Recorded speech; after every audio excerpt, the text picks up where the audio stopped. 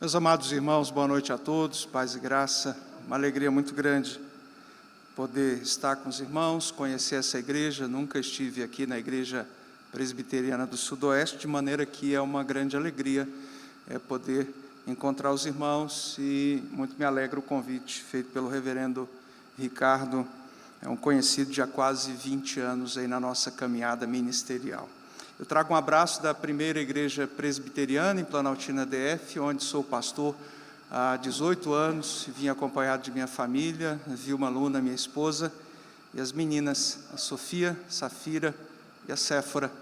Então, muito nos alegra podermos nos encontrar com os irmãos nessa noite, no dia do Senhor, em ato de culto e adoração ao nome dEle. Fazer alusão à Reforma Protestante, nos lembrando dos seus 508 anos, desde aquele dia emblemático, cuja referência foi feita pelo reverendo Ricardo, em que um monge agostiniano resolve então afixar as suas 95 teses na porta da capela do castelo de Wittenberg, no dia 31 de outubro de 1517.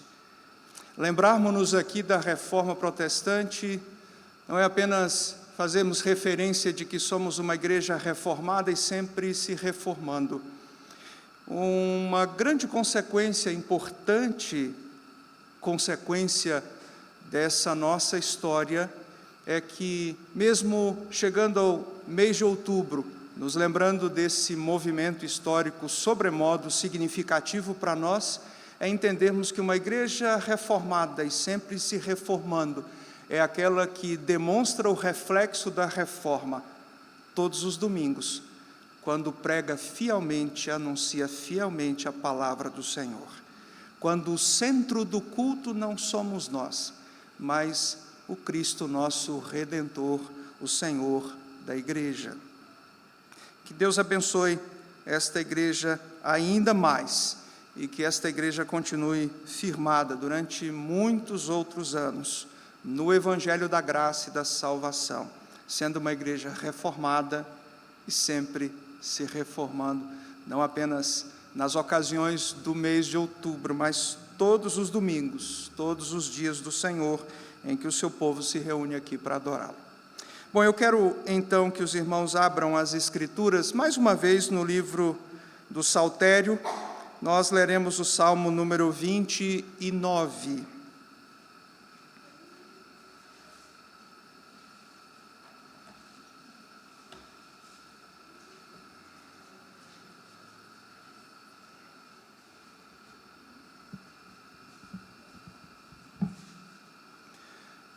Salmo número 29.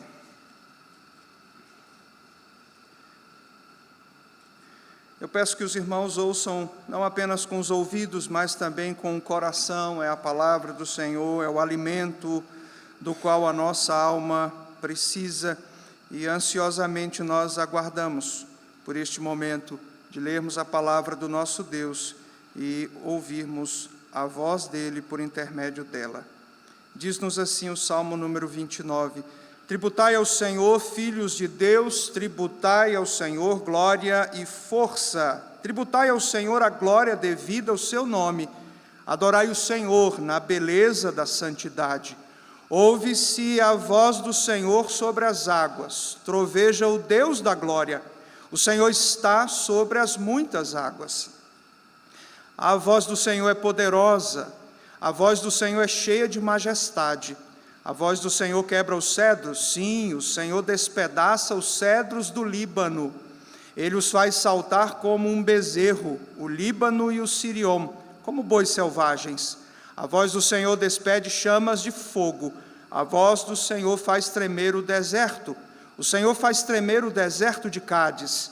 A voz do Senhor faz dar cria às corças e desnuda os bosques. E no seu templo tudo diz, glória. O Senhor preside aos dilúvios, como rei, o Senhor presidirá para sempre. O Senhor dá força ao seu povo, o Senhor abençoa com paz ao seu povo. Há alguns anos atrás, a revista Forbes listou as 20 pessoas mais poderosas do mundo. Os candidatos foram avaliados em 4 áreas principais. Primeiro, Sobre quantas pessoas eles têm poder? Segundo, quanto dinheiro controlam? Terceiro, se o seu poder abrange uma variedade de regiões, setores da economia ou aspectos da vida. Quarto, em que medida usam ativamente o poder que detêm? Na ocasião, foi eleito o homem mais poderoso do mundo, o secretário-geral do Partido Comunista da China, Xi Jinping. Foi assim, meus amados irmãos, ao longo da história, homens e falsos deuses quiseram reivindicar o poder para si. Contudo, quando nós olhamos para as Sagradas Escrituras de ponta a ponta, elas nos apresentam o incomparável poder do Senhor, diante do qual todos aqueles que se acham poderosos têm de se curvar. E é justamente sobre isso que eu quero falar com os irmãos nesta ocasião, olhando para o Salmo número 29. Portanto, o tema do sermão desta noite é o poder do Senhor. Nada mais oportuno para nós observarmos, fazendo alusão aos 508 anos da Reforma Protestante, como esse tema, o poder do Senhor. Os reformadores fizeram alusão a isso. Os reformadores defenderam fielmente o poder do Senhor, anunciando que o poder jamais poderia estar nos homens ou nas instituições humanas, senão no próprio Senhor, singularmente no Senhor. Mas o que é que o texto bíblico nos diz sobre o poder do Senhor? O que é que nós podemos aprender nesta passagem lida na ocasião do culto que estamos oferecendo ao Senhor? Bom, em virtude do seu poder, em virtude do poder do Senhor, algumas atitudes são requeridas dos homens. É isso mesmo. Deus, então, por ser quem Ele é, Ele exige dos homens algumas atitudes. E eu quero, nesta ocasião, meus amados irmãos, destacar 3 atitudes, observando aquilo que o Salmo 29 nos diz. E eu peço que você preste bastante atenção e suplique ao Senhor de per si, que Ele abra o seu entendimento e que aplique a sua palavra ao seu coração e à sua vida. Observem comigo, em primeiro lugar, o poder do Senhor. Ele nos mostra que Ele, o nosso Deus, deve ser adorado. Isso está nos versos 1 e 2. Quando lemos o verso 1 do Salmo 29, o texto bíblico sacrossanto nos diz: tributai ao Senhor, filhos de Deus, tributai ao Senhor, glória e força. O Salmo número 29, ele é classificado como um cântico de vitória. E segundo os mais entendidos em poesia hebraica, o texto aqui possui similaridades com poemas cananeus e com a tradição ugarítica, com textos, por exemplo, como a epopeia de Gilgamesh. É muito provável que a semelhança seja real mesmo. No entanto, o objetivo do salmista no Salmo 29 não é imitativo, é de apresentar uma negação do lugar de Baal, um deus pagão no mundo da natureza. O salmista quer desbaratar essa falsa divindade, anunciando quem é o verdadeiro Deus, o Deus de Israel, o Deus que soberanamente domestica tudo aquilo que existe. O Salmo 29, em sua estrutura, ele começa com uma convocação que está nos versos 1 e 2. E essa convocação, ela se destina aos filhos de Deus. Mas quem são esses filhos de Deus mencionados aqui no verso número 1? No texto hebraico, a expressão é Beni Elim, que significa literalmente os filhos de Elim. Lá no contexto das religiões cananeias, o termo se refere aos deuses dessas religiões. essa expressão que também era apropriada por essas religiões. Só que no contexto do Salmo número 29, essa expressão é uma alusão aos seres celestiais, aos anjos. A nova tradução na linguagem de hoje traduziu mais claramente essa expressão que nós temos aqui, filhos de Deus, por anjos, porque esse é o sentido da expressão.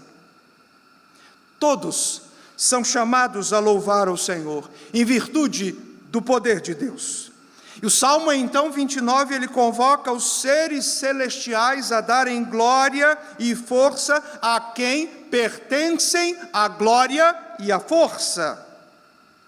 Trata-se, portanto, aqui, irmãos, de reconhecer como atributos divinos a glória e a força. São traços inerentes ao próprio Deus. Então essa convocação, ela pressupõe o poder do Senhor, um poder incomparável, em que até mesmo os seres celestiais devem prestar-lhe culto. Mas observem o verso número 2. Tributai ao Senhor a glória devida ao seu nome. Adorai o Senhor na beleza da santidade. O verso 2, então, continua essa convocação, iniciada no verso 1. E o texto deixa mais clara ainda a ideia dos atributos divinos, porque diz que a glória deve ser tributada a Deus. Essa glória é devida a Deus. Ela é própria ao seu nome. Ou seja, pelo fato de Deus ser quem Ele é, o Deus Todo-Poderoso, o seu nome deve ser adorado. Eu me lembro aqui do Dr. John Frame, um teólogo e filósofo norte-americano do nosso tempo, num livro que ele escreveu chamado A Doutrina de Deus. Na parte em que ele trata das descrições bíblicas de Deus, fazendo referência aos nomes de Deus, o Dr. John Frame diz o seguinte, abre aspas, portanto, o nome de Deus é sua autorrevelação. O termo nome, no sentido geral, é um virtual sinônimo de palavra. E como palavra, é um meio de referir-se ao próprio Deus.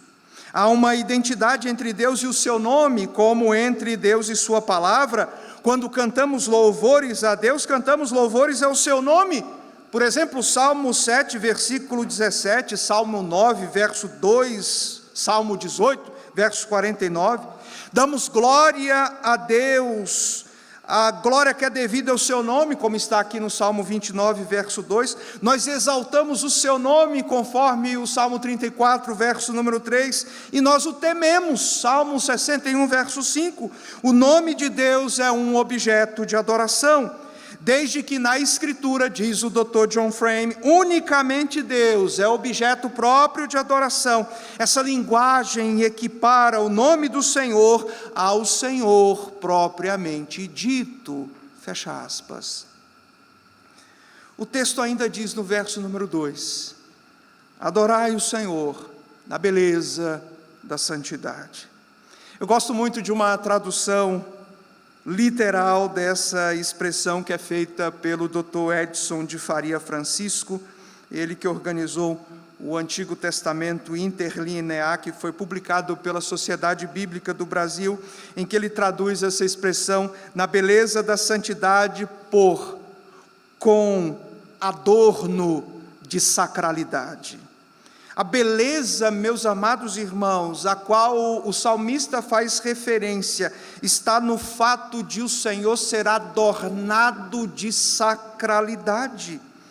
O senhorio de Deus está atrelado à revelação do seu poder, e a revelação do seu poder exige que toda criatura, seja da ordem celestial ou não, adore o seu nome.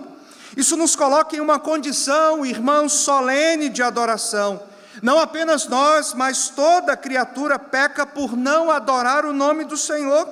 É por isso que o propósito de todo homem, o fim principal de todo homem é glorificar a Deus, como nos diz um dos nossos símbolos de fé, o breve catecismo de Westminster, na sua primeira pergunta.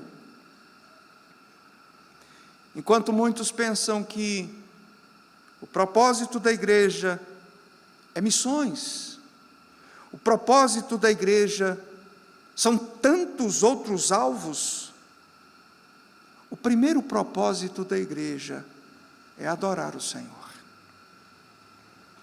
Pastor, mas e missões e tantas outras coisas que nós, enquanto igreja, precisamos fazer? Pois é, nós só fazemos missões, como disse o pastor John Piper no seu livro Alegrem-se os Povos.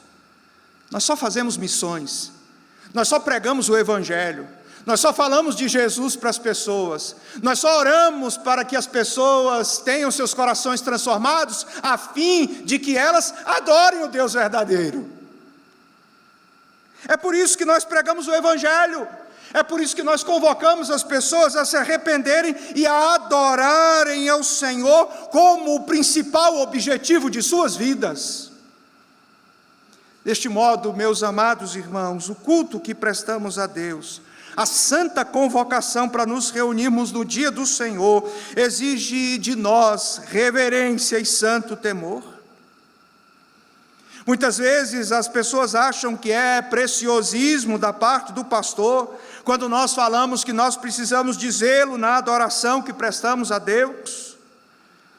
Os que nos criticam dizem: não, nós precisamos de cultos mais abertos, mais contemporâneos, nós precisamos seguir a cultura dos nossos dias, nós precisamos implementar o culto precisa ser mais criativo, nós precisamos então pensar em elementos que vão atrair mais as pessoas. Meus amados irmãos, o nosso Deus, dada a grandeza incomparável do seu poder, não permite que nós o adoremos de qualquer jeito. Isso precisa ser feito do modo como Ele prescreve em sua palavra. Uma das coisas que os reformadores enfatizaram bastante foi a maneira de se adorar a Deus. Deus não pode ser adorado de acordo com as nossas invencionices. Deus não pode ser adorado a partir da imaginação do pastor. Deus não pode ser adorado a partir da criatividade das pessoas. Deus tem de ser adorado do modo como Ele próprio prescreveu em sua palavra que Ele quer ser adorado. Por isso que nós afirmamos o sola Escritura. Somente a Escritura pode servir de regulação para o modo como nós devemos servir e adorar o nosso Senhor. E por isso que nós falamos: só lhe deu glória, glória, somente ao Senhor. A reforma protestante, meus amados irmãos, cuja lembrança é fortalecida neste mês por todos nós, procurou recuperar a partir do ensino da palavra a forma adequada como nós devemos adorar o Senhor, em razão do seu poder e da grandeza do seu nome. Então, quando nós adoramos o nosso Senhor, nós não estamos fazendo por pena do nosso Deus, ou em troca de benefícios, ou porque isso nos agrada. Não, nós o adoramos por Ele ser quem Ele é. E o Salmo 29, portanto, meus irmãos, nos ensina sobre o poder do Senhor. E em virtude do seu poder, algumas atitudes são requeridas das suas criaturas. Dentre elas, em primeiro lugar, a de que Ele deve ser adorado. Mas o texto continua e nos traz uma segunda lição. Em segundo lugar, olhando para o Salmo 29, aprendendo sobre o poder do Senhor, olhando para as atitudes que são requeridas das criaturas de Deus, já aprendemos que Ele deve ser adorado. Mas em segundo lugar, nós aprendemos que Ele deve ser temido. Isso está do verso 3 ao verso número 9. Dos versos 3 ao 9, nós encontramos uma descrição de acontecimentos vistos na criação que se submetem ao mando de Deus. O seu poder se revela na sua voz. Notem que do verso 3 até o verso 9, a expressão voz do Senhor, em hebraico Kol Adonai, aparece 7 vezes. Vamos lendo o texto e observamos: Kol Adonai, Kol Adonai, Kol Adonai, Kol Adonai, Kol Adonai, Kol Adonai, Kol Adonai. A mesma voz de Gênesis que deu origem a tudo, agora ela demonstra o poderio do Senhor, fazendo com que todos a temam. Vejam que, quando nós olhamos para a história, Baal era o deus cananeu fenício, patrono da fertilidade e que representava o controle sobre o clima, especialmente as tempestades. Só que o Salmo número 29 vem para fazer uma negação do lugar de Baal como o controlador do mundo criado. Deus é quem controla todas as coisas, que domestica a criação. A sua voz causa temor e as coisas acontecem. Vejamos só o que os versos retratam. Quando nós olhamos para o verso número 3, nós aprendemos que a voz do Senhor é ouvida sobre as águas das tempestades, os trovões que ribombam sinalizam a glória de Deus. Ele está sobre as muitas águas. Isso quer dizer, irmãos, que a temida tempestade que vem, que nos apavora, ela está debaixo do comando do nosso Senhor. O verso 4 nos noticia que a voz do Senhor ela é descrita em sua realeza. Como o cântico, o Salmo 29, é de vitória, ele salienta também a imponência de Deus. A voz do Senhor deve gerar temor por causa do poder que é anunciado nas ondas sonoras, bem como o caráter majestoso do falar divino. Olhando para o verso número 5, o texto agora faz referência ao Líbano. O Líbano que fazia fronteira com o território cananita ao norte. O texto destaca um aspecto do Líbano, uma árvore muito conhecida, o cedro. O cedro do Líbano, irmãos, era conhecido pela sua força e imponência. Representava poder e riqueza. É interessante que essa árvore é a que consta atualmente no centro da bandeira do Líbano, que foi adotada em 1743.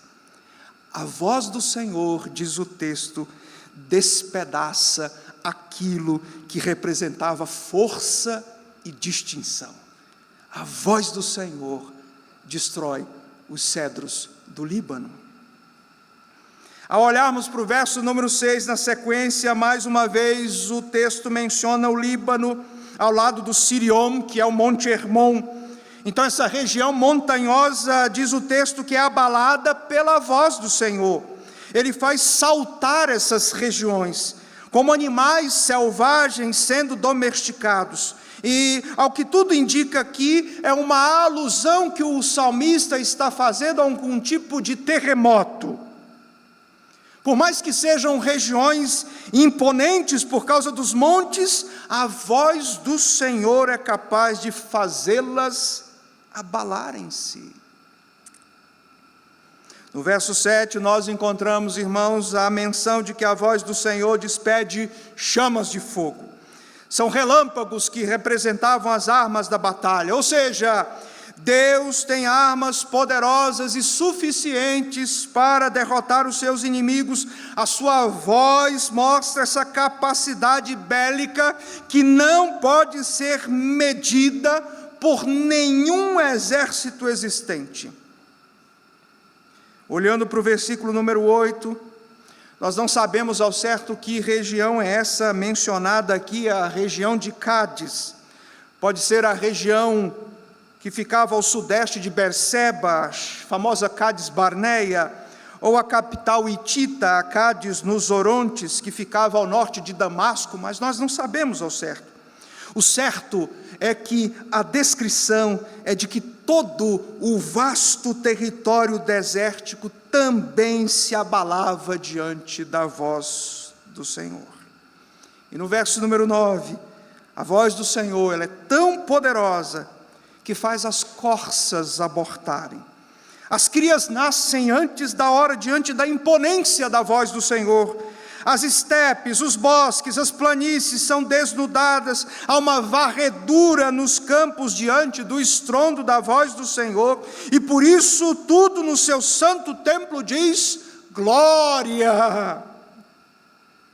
Meus amados irmãos, o poder do Senhor requer algumas atitudes da parte dos homens, e uma delas é que ele deve ser temido. É como a tempestade que é temida, a tempestade que traz águas tumultuosas, a tempestade que derruba árvores, a tempestade que causa cataclismas, a tempestade que faz descer raios, a tempestade que faz tremer desertos e vastos territórios, que amedronta os animais, que inunda as planícies. Assim como os homens temem as tempestades, eles devem temer ainda mais aquele que está no controle de todas elas, e que somente a sua voz é muito mais poderosa do que a maior tempestade que possa vir a acontecer. Quando nós pregamos a palavra do nosso Deus, irmãos, nós anunciamos o Deus verdadeiro, e a reação deveria ser de temor. As pessoas deveriam temer a Deus diante da grandeza dele. Quando se prega um falso evangelho, Deus é mais facilmente tratado de qualquer maneira. Quando se prega um falso evangelho, Deus é motivo, objeto de escárnio, é ridiculizado pelas pessoas. Mas quando se prega o verdadeiro evangelho, as pessoas deveriam temer e tremer diante do Senhor que é anunciado. Mas nós sabemos que o mundo caído, ele se opõe a Deus de qualquer modo. E quando nós pregamos o evangelho, muitas pessoas não dão a mínima para o Senhor. Olham para ele como se fosse uma divindade desidratada. Ele é desprezado por tantos. Mas o Salmo 29, ele realça para nós o poder do Senhor. E em virtude de seu poder, algumas atitudes são requeridas das suas criaturas, dos homens. Primeiro, a de que ele deve ser adorado. Em segundo lugar, de que ele deve ser temido. E ainda mais por nós, irmãos, o povo do Senhor.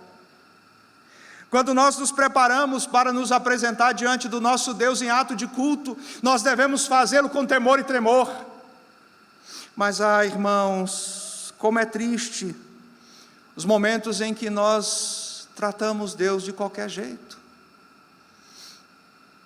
Quando nós damos a mínima para Deus, quando nós não nos preocupamos com Deus, quando nós nos preocupamos mais conosco, quando nós tememos mais os homens, quando nós fazemos com muito receio, solenidade, reverência, coisas para os homens, mas quando é para Deus nós fazemos de qualquer jeito. Lembrarmos-nos da reforma protestante, lembrarmos-nos do sola escritura, lembrarmos-nos do soli deu glória, é nos lembrarmos daquilo que a palavra nos diz insistentemente, que o nosso Deus é um Deus todo-poderoso, e quando nós nos apresentamos diante dele, nós devemos fazê-lo com temor e tremor, ele deve ser temido. Mas muitas vezes nós não o tememos, muitas vezes nós agimos nos aproximando da atitude daqueles que não reverenciam o nosso Deus. Mas continuando o texto e olhando para os últimos versos, os versos 10 e 11, nós aprendemos uma última lição. O Salmo 29 está falando para nós sobre o poder do Senhor. E nós já aprendemos que em virtude disso, ele deve ser adorado, ele deve ser temido, e em último lugar, ele deve ser reconhecido. Versos 10 e 11.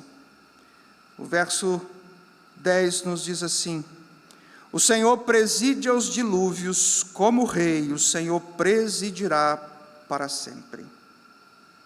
O Deus Todo-Poderoso convoca todos a se curvarem diante dele em adoração. O Deus Todo-Poderoso, diante de sua grandeza manifesta, requer temor dos homens. Mas o Deus Todo-Poderoso também deve ser reconhecido. E o verso 10 informa que o Senhor preside aos dilúvios. As maiores tempestades estão debaixo de seu controle.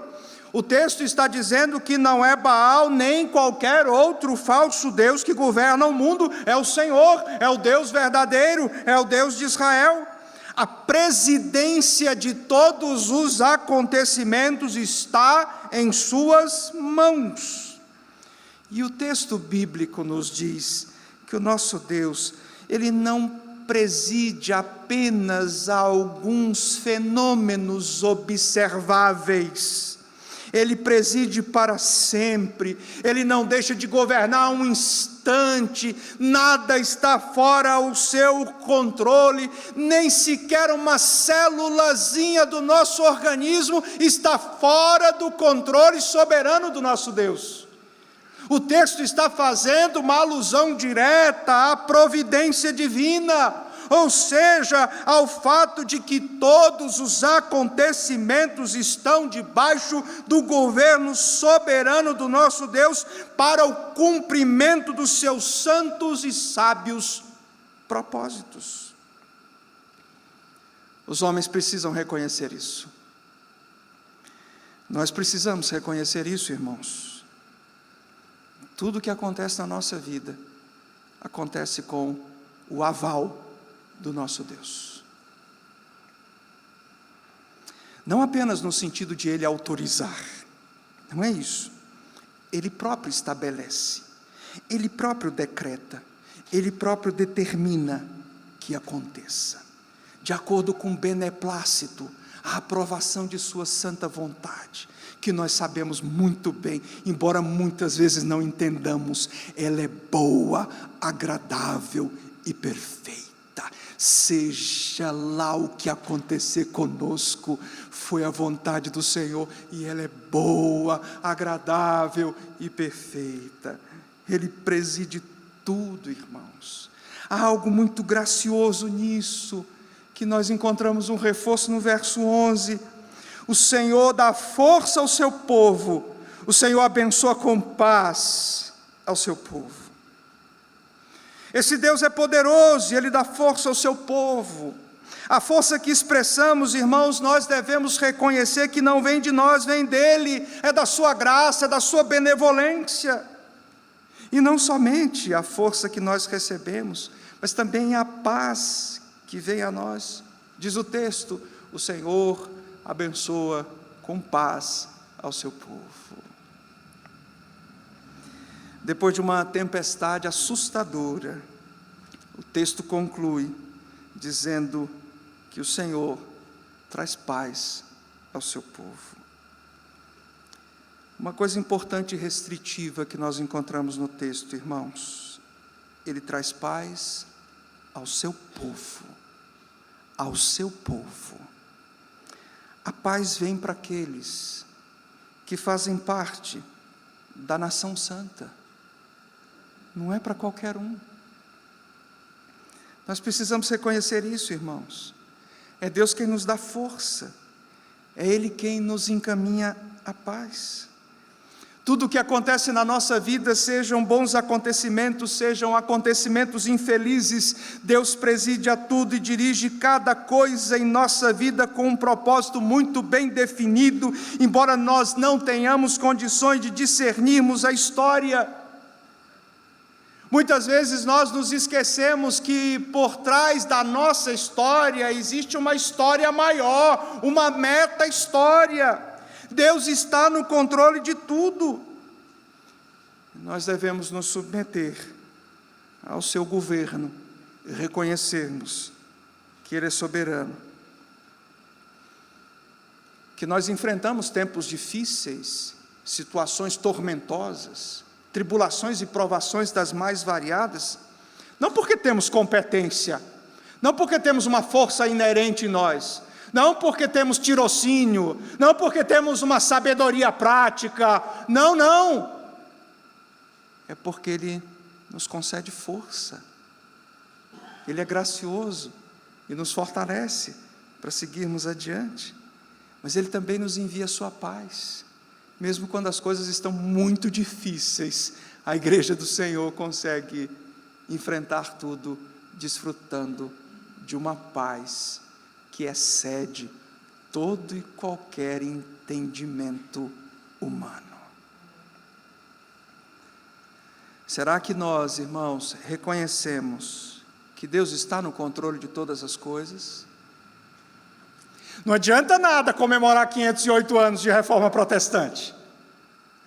Não adianta nada falar do sola Escritura, do solus Christus, sola fide, sola gratia, soli Deo gloria. De nada adianta se nós não confiarmos e reconhecermos que o nosso Deus é soberano e está no controle da nossa vida, sejam daqueles micro acontecimentos, seja de uma pandemia em escala global.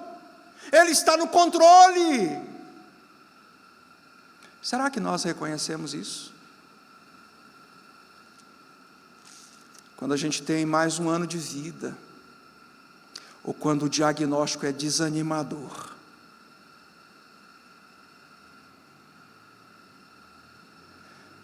Deus controla todas as coisas, nós precisamos reconhecer isso. Será que nós reconhecemos que é Ele que nos dá força para enfrentarmos o que tivermos de enfrentar? Será que quando nós desfrutamos de paz, mesmo em momentos de tormenta, será que nós reconhecemos que essa paz vem dEle? E aí o nosso coração transborda de gratidão? Meus amados irmãos, o poder do Senhor, apresentado nesse texto, encontra expressão na pessoa de Jesus Cristo, na plenitude dos tempos. Nós somos chamados a adorar a Cristo Jesus. O Pai colocou tudo debaixo dos pés do Filho. Todos devem se curvar diante dEle. O mais extraordinário é que o próprio Cristo nos dá condições de adorá-lo como convém. Todos se curvam diante do poder de Cristo, ou haverão de se curvar no fim da história. Nós anunciamos Cristo Jesus para que todos vejam nele a necessidade da adoração correta. O culto tem de ser cristocêntrico, é Ele quem deve ser anunciado, tudo deve girar em torno dele. Os discípulos ficaram atônitos vendo a criação se curvando diante de Cristo, a tempestade se silencia, os ventos emudecem, mas depois da tempestade o Senhor Jesus traz bonança.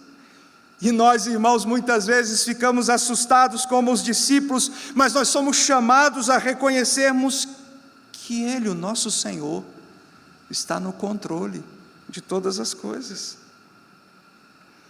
Cristo deve ser adorado, Cristo deve ser temido, porque Ele é o Senhor de toda a terra. Ele deve ser reconhecido como aquele que nos trouxe a paz. Sem Ele nós não teríamos essa paz com o Senhor. Todas as coisas foram feitas por intermédio dEle, sem Ele nada do que foi feito se fez.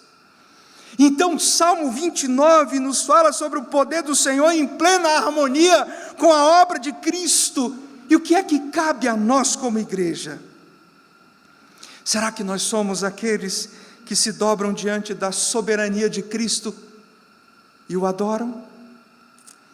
Jesus Cristo, irmãos, não é um mero personagem histórico, não é uma personalidade, um sábio que merece simplesmente o nosso respeito ou admiração distantes. É o Deus soberano que deve ser adorado. A nossa vida deve se estabelecer em torno da adoração prestada a Cristo.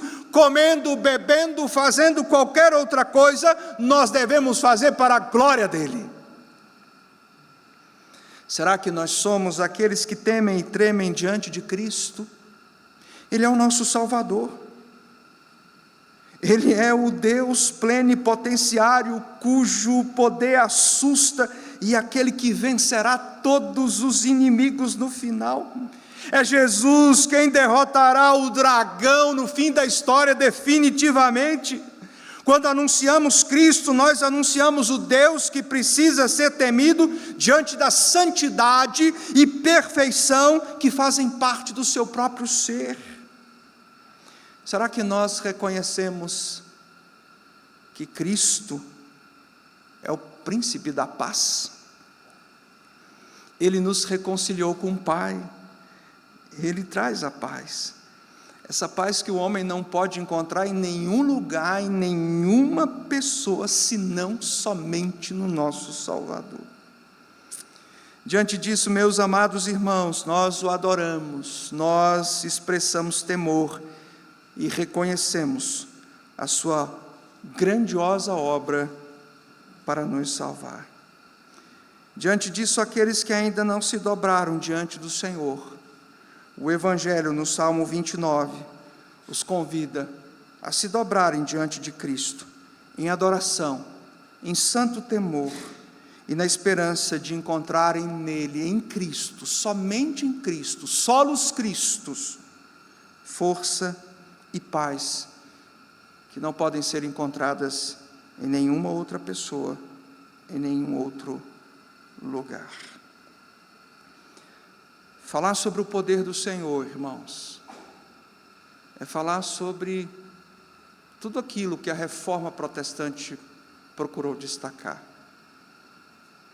Somente a Escritura, somente a fé, somente Cristo, somente a graça, glória somente ao Senhor, são lemas que só fazem sentido se nós reconhecermos o poder do nosso Deus e o que Ele exige de nós. Ele deve ser adorado, Ele deve ser temido, Ele deve ser reconhecido. Que a Igreja Presbiteriana do Sudoeste continue firme no caminho, como igreja reformada, e sempre se reformando, anunciando o poder de Deus e anunciando para as pessoas que esse Deus tem de ser adorado, tem de ser temido e tem de ser reconhecido. Deus os abençoe. Vamos orar. Pai amado, muito obrigado. Obrigado por estarmos nesta noite reunidos no dia do Senhor, atendendo uma solene, santa convocação, para nos reunirmos no dia que é seu, ó Deus, para exaltarmos o seu nome, a sua grandeza, anunciarmos o seu poder, ouvirmos a sua palavra, Senhor. Obrigado por poder conhecer os irmãos, esta igreja, que o Senhor abençoe ricamente, profusamente esta igreja, e continue sendo uma igreja sempre se reformando, sempre se voltando para a sua bendita e poderosa palavra. Obrigado pelos anos de existência desta igreja aqui. Obrigado pelo pastor, reverendo Ricardo, sua família, o conselho desta igreja, a junta diaconal e cada família que a constitui. Abençoe ricamente o seu povo e aplique a sua palavra aos nossos corações, ó Deus. É o que pedimos com gratidão, em nome de Cristo. Amém.